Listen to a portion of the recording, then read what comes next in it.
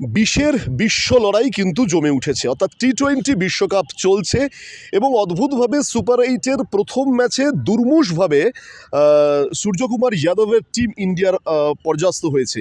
এরপর team India শেষ চারে যাবে কিনা অনেক কিছু হিসেব নিকেশ, কিন্তু সোজা হিসেব শেষ যে দুটো ম্যাচ রয়েছে সুপার এইটের ইন্ডিয়াকে জিততেই হবে। আমাদের সঙ্গে রয়েছেন প্রাক্তন ক্রিকেটার রাজেশদানি আমাদের সঙ্গে রয়েছেন, এবং অবশ্যই অন্যান্য যারা ক্রিকেট লাভার্স, ক্রিকেট প্রশিক্ষক, তারাও রয়েছে। আমরা একেবারে ময়দানে দাঁড়িয়ে পরন্ত রোদে এই আলাপচারিতা আপনাদের সাথে করছি। রাজেশদা, কি মনে হচ্ছে? প্রথম কথা, প্রথম ম্যাচে যেভাবে মানে সুপার এইটের প্রথম ম্যাচে যেভাবে টিম পরাস্ত হলো, কি আশা তুমি দেখছো?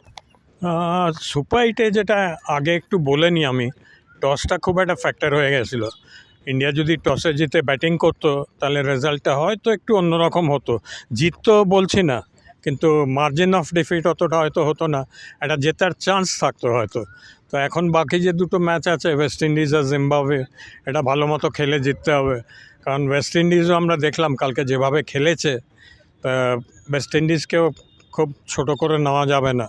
ওয়েস্ট ইন্ডিজকেও যথেষ্ট সম্মান দিতে হবে, রেসপেক্ট দিতে হবে, আর সেই বুঝে তাদের সঙ্গে খেলতে হবে।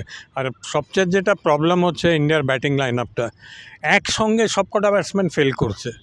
একটা দুটো ব্যাটসম্যান খেললো, বড় রান করলো, সেই জিনিসটা হচ্ছে না কিন্তু কয়েকটা ম্যাচ ছাড়া। একটা ম্যাচে যেরকম ঈশান কিষান খেললো। ইম্পর্টেন্ট জায়গাটা তুমি বলছো। আমরা একদম প্রথম থেকে আসি। আমরা যখন টি-20 বিশ্বকাপের জার্নি শুরু হয়েছিল, তখন অভিষেক শর্মা প্রত্যাশার পারদ অনেক বেড়েছিল। পরপর তিনটে ম্যাচেই শূন্য, এবং তারপরে গত ম্যাচেও আমরা দেখলাম পারফরমেন্স। সবথেকে বড় কথা, গত ম্যাচে কিন্তু একের পর এক ধরাশায়ী, কিন্তু যে স্কোর তাতে কিন্তু সেই স্কোরকে চেস করা যায়, কিন্তু পরপর প্রথম থেকেই হিট করবার, এটাই কি টিম ইন্ডিয়ার কাল হয়ে দাঁড়ালো? সাউথ আফ্রিকা আমরা যেরকম দেখলাম, 3টে উইকেট পড়ে যাওয়ার পর 4th উইকেট একটা খুব সুন্দর পার্টনারশিপ হলো, কিন্তু ইন্ডিয়ার ক্ষেত্রে সেটা হয়নি। ইন্ডিয়ার ক্ষেত্রে কেউ ধরে ম্যাচটা নিয়ে যায়নি। ওইখানে যারা এসছে তারা সবাই শর্টস খেলতে গেছে, শর্টস খেলতে গিয়ে আউট হয়েছে, যেখানে সাউথ আফ্রিকার অনেক সুবিধে হয়ে গেছে। তো আমার মনে হয় এইখানে ইন্ডিয়াকে একটু দেখতে হবে, নেক্সট যে ম্যাচেসগুলো খেলবে গিয়ে। এই অভিষেক শর্মাকেও যেরকম দেখলাম, তো যে কোনো সময় আউট হতে পারতো, যেভাবে মারছিল, প্রত্যেক কটা বল স্টেপ আউট করছে, মারতে যাচ্ছে। ওরমভাবে তো ব্যাটিং হয় না। একটা ব্যাটিং করতে গেলে একটা ইনিংস ডেভেলপ করতে হয়, একটু থাকতে হয় উইকেটে কিছুক্ষণ থাকলে তাহলে বুঝতে পারবে উইকেটটা কেরম, বোলাররা কী পেসে বোলিং করছে, কেরম অ্যাটমসফিয়ারটা কেরম চারিদিকে, সেই বুঝে তারপর আস্তে আস্তে রানটা পিক আপ করতে হয়, শর্টসগুলো খেলতে হয়। জিম্বাবুয়ে আর ওয়েস্ট ইন্ডিজের কথা যদি আসি, এখনও পর্যন্ত টি-20 যে লড়াইয়ে, তাতে মানে টি-20 বিশ্বকাপের লড়াইয়ে, তাতে টিম ইন্ডিয়া জিম্বাবুয়ের এগেনস্টে 1-0 এগিয়ে আছে, আমি যদি ভুল না বলি। আর ওয়েস্ট ইন্ডিজের এগেনস্টেও কিন্তু এগিয়ে আছে। কিন্তু টি-20 এমন একটা ক্রিকেট যেখানে যে কোনো সময় যে কোনো টিম জিততে পারে। জিম্বাবুয়ের ম্যাচ কাল বাদে পরশু, যখন আমরা এই প্রতিবেদন করছি, এবং তারপরেই ওয়েস্ট ইন্ডিজের ম্যাচ রয়েছে। এখান থেকে একদম ঢিলছোড়া দূরত্বে ক্রিকেটের নন্দনকানন ইডেন গার্ডেন্সে। আমি জিম্বাবুয়ের ক্ষেত্রে আসবো, কী রকম দেখছো? দারুণ তো মানে রেজাল্ট দিচ্ছে না, জিম্বাবুয়ে টিমটাও খুব ভালো খেলছে। গ্রুপ স্টেজে যেরমভাবে খেলেছে, খুবই ভালো খেলেছে আমি বলবো। মানে জিম্বাবুয়েকেও আমি বলবো ছোটো করে নেওয়া যাবে না। ওদেরও এখন গ্রুপ স্টেজের খেলা, তো এইখানে সব খেলাই ইম্পর্টেন্ট। জিম্বাবুয়ে, ওয়েস্ট ইন্ডিজ, তা জিম্বাবুয়ে ম্যাচটাও ভালো করে খেলে ভালো মার্জিনে জিততে হবে, আর ওয়েস্ট ইন্ডিজের সঙ্গেও ভালো করে খেলে জিততে হবে। আর ওয়েস্ট ইন্ডিজটা আমি বেশি একটু চিন্তায় আছি এই কারণেই, কারণ কালকে যেভাবে ওয়েস্ট ইন্ডিজ খেললো, যেভাবে 250 রান করলো, যেভাবে হেটমায়ার মারলো আর পাওয়েল মারলো, তা ওদের যদি আর্লি আউট না করতে পারে তাহলে ইন্ডিয়ার হয়তো একটু প্রবলেম হতে পারে। রাজেশদা, দীর্ঘদিন তুমি ইডেন গার্ডেন্সে খেলেছো, ইডেনের পিচ সম্বন্ধে তুমি খুব ওয়াকিবহল। ইডেনের বর্তমান পিচের যা চরিত্র, তাতে অনেক বেশি বাউন্স রয়েছে, অনেক স্পোর্টিং পিচ রয়েছে, অনেক বেশি বাউন্স রয়েছে।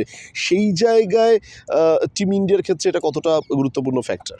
ইডেন গার্ডেন্সে যেটা হয়েছে ইদানিং, এই মানে পিচ সম্বন্ধে আমি যেটা বলবো, সবসময় একটু রকমের পিচ থাকছে না, একটু ভেরি করছে পিচটা ভীষণ। কোনো সময় স্লো থাকছে, কোনো সময় ফাস্ট থাকছে, বাউন্সি থাকছে। তো এই ম্যাচগুলোতে কিরম হবে এই ওয়েস্ট ইন্ডিজের সঙ্গে, সেটা যতক্ষণ না খেলা হচ্ছে না দেখে বলা যাবে না আমার মনে হয়। এই মুহূর্তে সেমিফাইনালে যাওয়ার যে হিসেব নিকেশ, তাতে একেবারে স্ট্রেট হিসেব হচ্ছে যে ইন্ডিয়াকে পরপর দুটো ম্যাচ জিততেই হবে। এরপর যদি না যেতে তখন ইফ বাটে চলে যাচ্ছে হিসেবটা, কারণ এই মুহূর্তে ইন্ডিয়ান রান রেট কিন্তু খুব কপালে চিন্তার ভাঁজ, -0 সামথিং। রান রেট কি এটা খুব গুরুত্বপূর্ণ ফ্যাক্টর? রান রেট তো ডেফিনেটলি একটা গুরুত্বপূর্ণ ফ্যাক্টর। এই দুটো ম্যাচ যেটা খেলবে এটা ভালো মার্জিনে জিতে একটা ভালো রান রেট রেখে জিততে হবে। আচ্ছা, ক্যাপ্টেন সূর্যকুমার যাদব, যেটা আমি দেখছিলাম মানে গতদিনও যা দেখা গেল, গুরুত্বপূর্ণ সময় অনেক ক্রিকেটার মানে যারা ক্রিকেটকে ভালোবাসেন, ক্রিকেট লাভার্সরা, তারা এক্সপেক্ট করেছিল ক্যাপ্টেনের থেকে একটা অধিনায়ক খচিত একটা ইনিংস বেরিয়ে আসবে, কিন্তু সেটা হলো না। কি ভুল থেকে যাচ্ছে এখনো পর্যন্ত? যেটা হচ্ছে সবকটা ব্যাটসম্যানের ক্ষেত্রে ইন্ডিয়া টিমে মাঝে মাঝে সব লুজ শট খেলে ফেলছে একটু। এইখানে তো লুজ শট খেলার আর জায়গা নেই, যে সেট হয়ে যাবে তাকে লম্বা খেলে ম্যাচ নিয়ে যেতে হবে, কিন্তু সেটা হচ্ছে না। একটা 30-এ ঘরে আউট হয়ে যাচ্ছে বা 20 করে আউট হয়ে যাচ্ছে, এই জন্য ইন্ডিয়া টিমে ব্যাটিংয়ে একটু প্রবলেম হচ্ছে আমার মনে সহ হয়। অধিনায়ক অক্ষর প্যাটেলকে না খেলানোটা কি ভুল সিদ্ধান্ত ছিল? আকশাকে তো রাখা উচিতই ছিল আমার মনে হয়, ওয়াশিংটন সুন্দরের জায়গা। আর আরেকটা জিনিস যেটা বলবো, ওয়াশিংটন সুন্দরের জায়গায় আমি যদি ক্যাপ্টেন হতাম আমি একে পাঠাতাম, ওই রিঙ্কু সিংকে। 100% আমি রিঙ্কু সিংকে পাঠাতাম ওয়াশিংটন সুন্দরের জায়গায়। ওইখানে অনেকটা খেলা চেঞ্জ হতে পারত হয়তো। কিংবা দুবে? হ্যাঁ, কোচ গৌতম গম্ভীরের বেশ কিছু সিদ্ধান্ত, টেস্ট কিংবা আমি ওয়ানডের কথায় আসবোই না, তার কারণ সেটা অলরেডি রিফ্লেক্টেড টেস্ট কিংবা ওয়ানডেতে। একমাত্র ভরসা টি20, যেখানে কোচ গৌতম গম্ভীর অনেক বেশি সফল আইপিএল থেকে শুরু করে টি20তে। কিন্তু এইবারও যেটা দেখা যাচ্ছে, বেশ কিছু ধুমধারাক্কা সিদ্ধান্ত টিমের এগেনস্টে চলে যাচ্ছে। এইবারও কিন্তু তাই হলো। হ্যাঁ, নিশ্চিত যে অনেক দিন পর, মানে পরপর বেশ কয়েকটা ম্যাচ জয়ের পর, আমি যদি ভুল না বলি 12-13টা ম্যাচ জয়ের পর, 12টা ম্যাচ জয়ের পর টিম ইন্ডিয়ার এই হার টি20তে। কিন্তু একটা সময় যে কোনো দিনই যে কোনো টিমের একটা বাজে সময় আসে, সেটা কার্যত এরকম একটা ম্যাচে বাজে সময় এসছে। কোচ গৌতম গম্ভীরের নিয়ে কি তোমার অবজারভেশন? গৌতম গম্ভীরকে আমি কোচের থেকেও বলবো বেশি, ওই লেভেলে কোচিং হয় না, ওই লেভেলে হচ্ছে ম্যান ম্যানেজমেন্ট। কীভাবে ম্যানেজমেন্ট করছো, কীভাবে টিম করছো, কীভাবে ব্যাটিং অর্ডার সেট করছো, বা বোলিং কীভাবে শাফল কীভাবে হবে না হবে ক্যাপ্টেনের সঙ্গে আলোচনা করে। তো এই লেভেলে কিন্তু কোচিং হয় না টেকনিক্যালি, যে তোমার এলবো আসছে না বা এই আসছে না ওই আসছে না। এই লেভেলে it's not a coach, it's like in the football, it's man management. বেশ, শেষ প্রশ্ন তোমাকে, তা হচ্ছে জিম্বাবুয়ে এবং ওয়েস্ট ইন্ডিজের জন্য যা আমরা দেখলাম লাস্ট ম্যাচে, প্রথম একাদশ কি চেঞ্জ করার তো দরকার আছে? একটু দরকার আমার মনে হয়, ওয়াশিংটন সুন্দরের জায়গায় ওইখানে রিপ্লেস করে অন্য কাউকে নিতে পারলে, মেবি অক্ষর প্যাটেল। খুব একটা বেশি চেঞ্জ করাটা উচিত হবে না আমার মনে হয়।